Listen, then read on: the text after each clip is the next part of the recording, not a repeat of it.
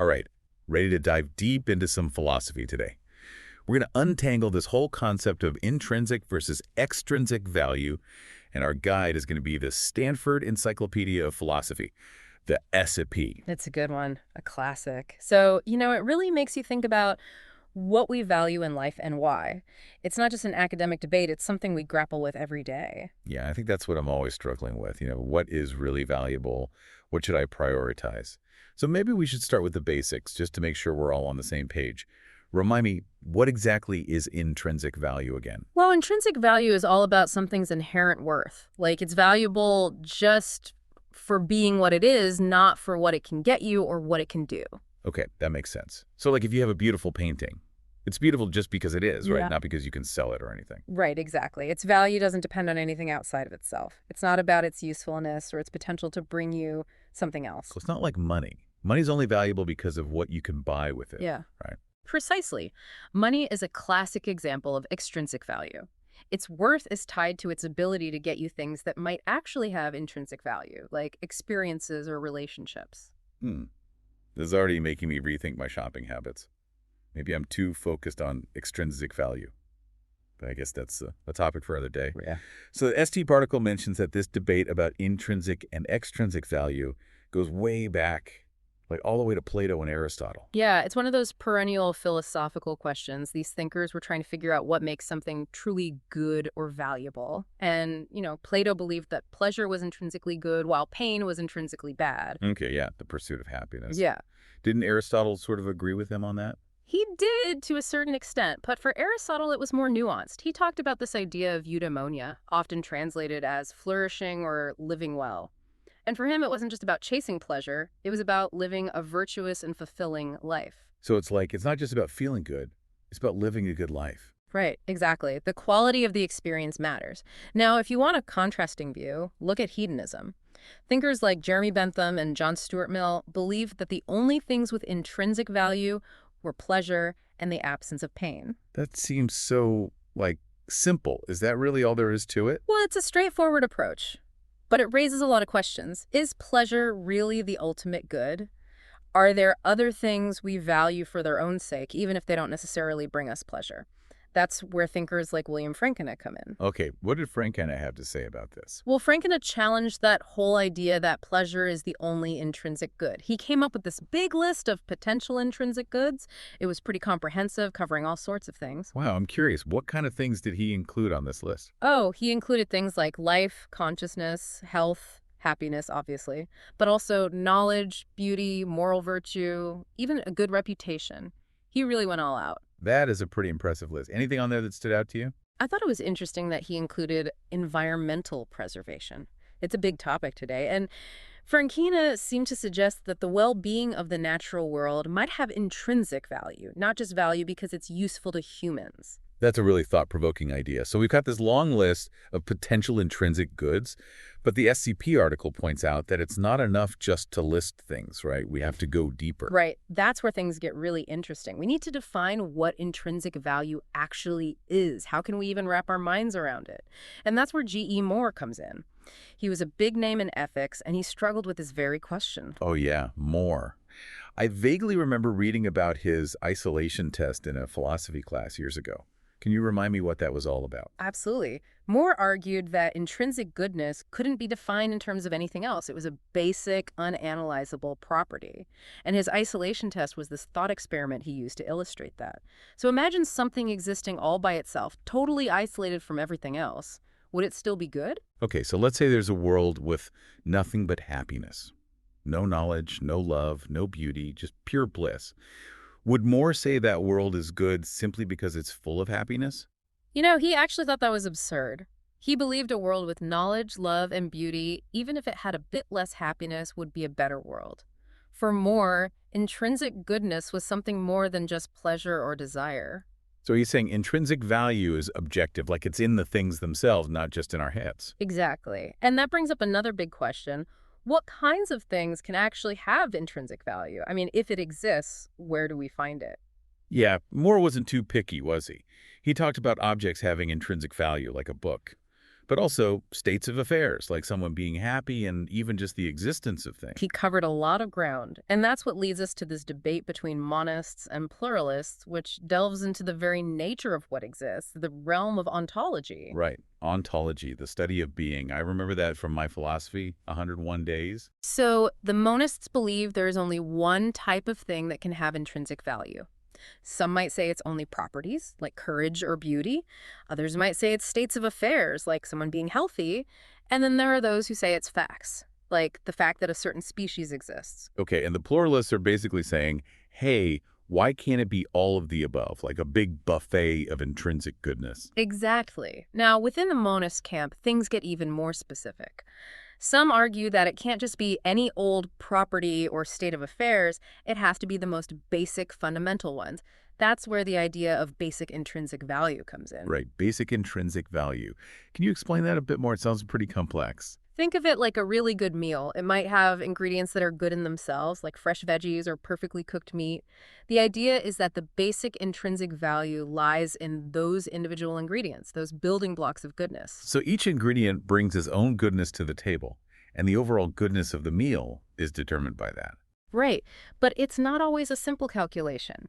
That's where Moore's principle of organic unities comes into play. Remember that one. Vaguely. It's something about the value of a whole being, more than just the sum of its parts, right? You got it.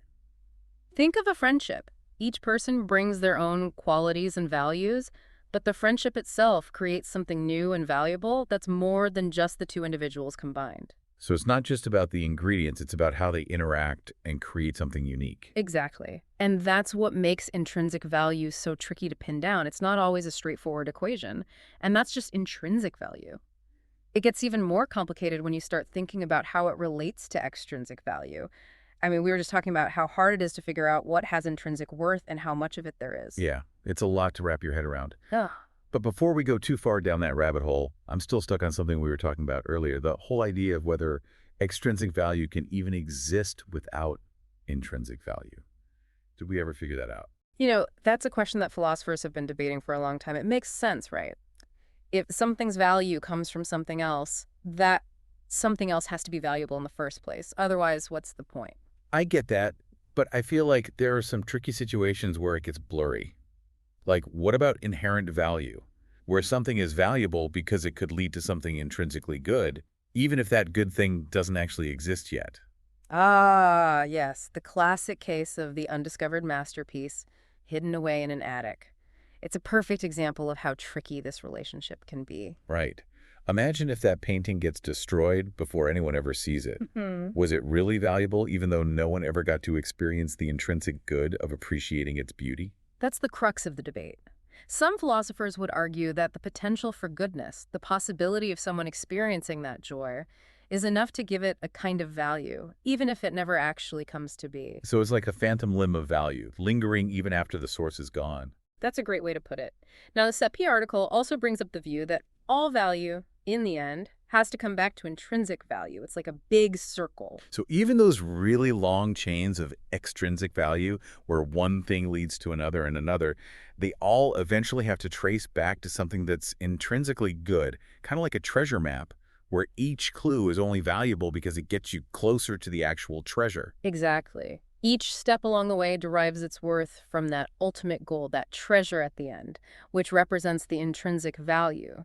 But even that view gets challenged in the article. Really? How so? Well, think about something like a medical test that shows you're in perfect health, or taking an aspirin that stops a headache before it even starts. Yeah, those are things we usually consider good. But they're not actually causing something intrinsically good to exist. The medical test just confirms that you're already healthy, and the aspirin prevents something intrinsically bad, the pain, from happening in the first place. So it seems like extrinsic value can actually stand on its own sometimes, without needing intrinsic value to back it up. It's a possibility worth considering. It seems the more we dig into these concepts, the more nuanced they become. Which brings us to another big challenge. How do we measure intrinsic value? I mean, if something is intrinsically good, how do we know how good it is? Right, because saying this is good is one thing, but how do we say this is really good or this is way better than that? Is there some kind of philosophical ruler we can use to measure goodness? If only it were that easy. The article highlights a few major obstacles that make measuring intrinsic value almost impossible. It's a real head scratcher. Okay, I'm all ears. What are these obstacles? Well, the first one is what philosophers call intransitivity when comparing intrinsic value. It's a bit of a mouthful, but it's a crucial concept. Okay, I'm going to need a little help with that one. What does intransitivity mean when we're talking about value? Basically, it means that even if we say A is better than B and B is better than C, it doesn't automatically mean that A is better than C. It's not a simple linear ranking. Wait, really? That doesn't seem right. It feels like it should be straightforward. I know, it seems counterintuitive. But some philosophers argue that this can happen when we're dealing with intrinsic value. Think about it. You might say that spending time with loved ones is better than pursuing your passion, and pursuing your passion is better than helping strangers. But does that mean you'd always choose spending time with loved ones over helping strangers? I mean, those values can sometimes clash, right? It's not always a clear hierarchy. Exactly. And that makes it really hard to create a neat and tidy ranking of what's intrinsically good. So that's obstacle number one. What else makes it so difficult to measure intrinsic value? The second obstacle is this idea of incommensurate values. Incommensurate, what does that even mean? It essentially means that some values can't be directly compared because they're just so different. It's like trying to compare apples and oranges. They belong to different categories. So you're saying there are some things that are so different we can't even say which one is better? That's the argument. W.D. Ross, a famous philosopher, said that you couldn't compare the goodness of pleasure with the goodness of virtue, for example. They're just different kinds of good, so a direct comparison is meaningless. That's interesting. So it's not always a simple ranking. It's like trying to say whether a beautiful sunset is better than a delicious meal. They both have value, but it's hard to compare them directly. Okay, so we've got intransitivity and incommensurability. Was there a third obstacle you mentioned? Ah, yes, that would be Moore's principle of organic unities, which we were discussing earlier. The whole is greater than the sum of its parts idea. Exactly. And that throws another wrench into our attempts to measure intrinsic value because it suggests that the goodness of a whole might be totally different from, and not just a combination of, the goodness of its parts. So even if we could somehow figure out the basic intrinsic value of each individual piece, we still wouldn't know the value of the whole thing. Kind of frustrating. Very much so. And to illustrate this, the ASEP article uses the example of combining two pleasing tunes. You'd think putting two good things together would create something even better, but that's not always the case in music. It's like when you try to mix your two favorite songs together. Sometimes it works, but sometimes it's a total train wreck. Exactly. The same principle applies to intrinsic value. Sometimes the whole is just different, not necessarily better or worse, just different. So as you can see, calculating intrinsic value is a pretty tricky business. Yeah, it seems like it's almost impossible. Yeah. Have any philosophers actually managed to come up with a way to measure it? Some are still trying. They're working on systems to calculate intrinsic value, often using the concept of basic intrinsic value as a starting point. So they're trying to find the prime numbers of goodness, the fundamental building blocks of everything else. That's a great way to put it. But of course, not everyone agrees with this approach. Some philosophers, called particularists, embrace the idea that value is complex and depends on the context. So they're saying that instead of looking for some universal formula, we should focus on how value works in specific situations. Exactly. They argue that intrinsic value can change from one context to another, that it's fluid and dynamic, kind of like the patterns in a kaleidoscope, always shifting. This whole conversation is making me realize how much I take the concept of value for granted. It's way more complicated than I thought. It's a good reminder that even the most basic ideas, like what's good or valuable, are often full of nuances and open to different interpretations. So, wow, we've really gone deep into these ideas of intrinsic and extrinsic value. I feel like I'm seeing the world in a whole new way, but I'm still wondering, what does all this mean for me, for the average person listening? Why should I care about all these philosophical distinctions? That's a really important question. I mean, it's easy to get lost in the weeds of philosophical concepts, but, understanding this difference between intrinsic and extrinsic value, it can actually have a big impact on how we live our lives. I can see that. It's definitely making me think about what I prioritize, what's really important to me. Right. Think about it. We make so many choices every day, big and small. What kind of career do I want? How do I spend my time? Who do I want to be friends with? What do I believe in? And all these choices reflect what we value, even if we don't realize it. So if we only focus on extrinsic value, like what things can do for us or get us, are we missing out on something? We might be.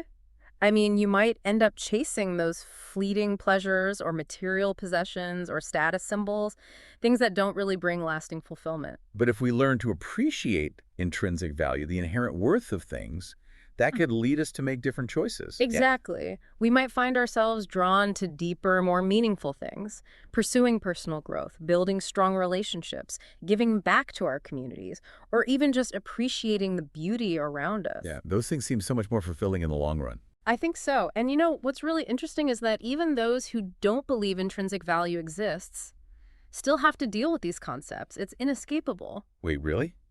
How so? If someone doesn't believe in intrinsic value, wouldn't they just focus on extrinsic value?